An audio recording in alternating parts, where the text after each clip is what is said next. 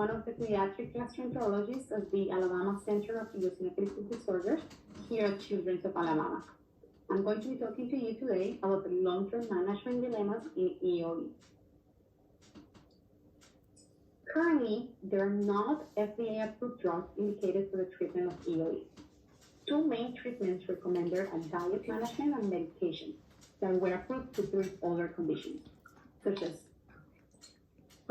proton pump inhibitors, which are anti-acid medications that are recommended for GERD or reflux and gastritis, and swallowed topical corticosteroids, such as fluticasone and budesonide, that are mainly used in asthma.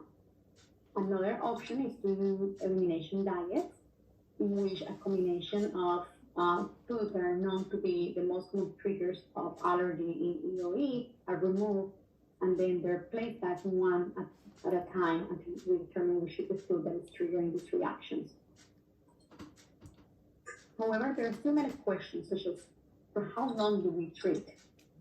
Or what is the right long-term dose that should be used? And what if we decide not to treat? I hope we can clarify some of these questions based on the current evidence. Let's start with the issues with long-term use of proton pump inhibitors, also known as PPIs. Although PPIs are considered safe drugs, recent concerns about possible adverse events have appeared mainly in adults. Some of the most studied adverse effects of long-term use of PPIs are listed in this table, and they include low levels of magnesium, vitamin B12 deficiency, small bowel bacterial overgrowth, bone fractures, Clostridium difficile infection, chronic kidney disease, dementia, and community-acquired pneumonia. However, as we can see here, the quality of evidence for these is low, and for these last three is very low. Data on the safety of chronic use of PPIs in children is very limited. In regards to gastrointestinal and respiratory tract infections, the evidence of a possible relationship between PPI use and respiratory infections in children is very limited. Effects on confounders could not be ruled out, meaning a lot of these studies, the patients have other associated factors that may be the reason why they develop these infections, such as antibiotic use, current hospitalization, and inflammatory bowel disease. There is also very poor time association between these findings and the use of proton pump inhibitors in these patients. And some studies have even demonstrated a higher risk of infections with the use of other type of acid suppressive medications, such as H2 blockers or famotidine. That's Pepsi. There's also other adverse effect. Another adverse effect that has been described is vitamin B12 deficiency. However, the evidence of an effect of long-term use of PPI seen with vitamin B12 deficiency has conflicting results. The studies particularly evaluating the phenomenon in the pediatric population will not be found. Low levels of magnesium have also been described in the adult literature. However, no pediatric cases have been reported. Other adverse effect is the presence of the development of bone fractures. It is thought that PPI may compromise bone health by reducing calcium absorption. Most studies have been performed in adult patients with risk factors for osteoporosis or other risk factors of fractures, and the results are not consistent. Information for social risk in the pediatric population is very limited. The recent meta-analysis looking for risk of fractures associated with prolonged use of PPIs in children and young adults found that PPI use is associated with fractures in young adults, but overall evidence did not support a relationship with fractures and PPI use in children. Based on these findings, young adults who use PPI for a prolonged time should be cautioned regarding potential increased risk for fractures, even if they lack all risk factors for fractures. Renal disease has also been described with the prolonged use of PPI. Recent studies have shown that PPI use is associated with an increased risk of chronic kidney disease. However, no pediatric studies have been published on this. and there's really not major safety concerns that have aroused during 5 to 12 years of continued use of PPIs in adults. In summary, due to the potential adverse events of long-term PPI, the lowest effective dose should always be used to minimize the risk. Now let's talk about steroids, which is another type of treatment that we use. This is just a little diagram that shows different axes that need to be coordinated in order for our adrenal glands to produce our natural steroid, which is cortisol. When we use high dose of steroids, especially systemic steroids or systemic steroids for a prolonged time, we have the risk of suppressing the adrenal gland. And this is called adrenal insufficiency. That is a condition in which the adrenal glands do not produce adequate amounts of steroid hormones, primarily cortisol. What is it? Now, what happens when we use topical steroids for long term? Cortisol? Topical steroids in general have been considered to be safe. They were associated with adrenal insufficiency in just a minority of patients, and most of these cases have come from uncontrolled observational studies, and they usually use different definitions for adrenal insufficiency. There was a recent meta-analysis that showed that the swallowed topical steroids that we use for EOE were associated with abnormality in the lab, suggesting adrenal insufficiency, but not really clinical symptoms of it.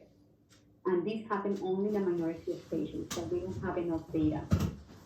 Longer follow-up and longer and larger control studies are needed to quantify the risk of adrenal insufficiency with maintenance topical steroid therapy like we use in EOE. Screening for adrenal insufficiency may be recommended for patients who are treated with high doses of topical steroids for more than 6 months, especially in kids who have a low BMI or body mass index. However, there are no clinical guidelines to assess for this in EOE. We should consider checking for this if we're treating patients not only for EOE, but for other allergic conditions where they have been exposed to other doses of steroids, such as asthma, atopic dermatitis, allergic rhinitis, or sinusitis.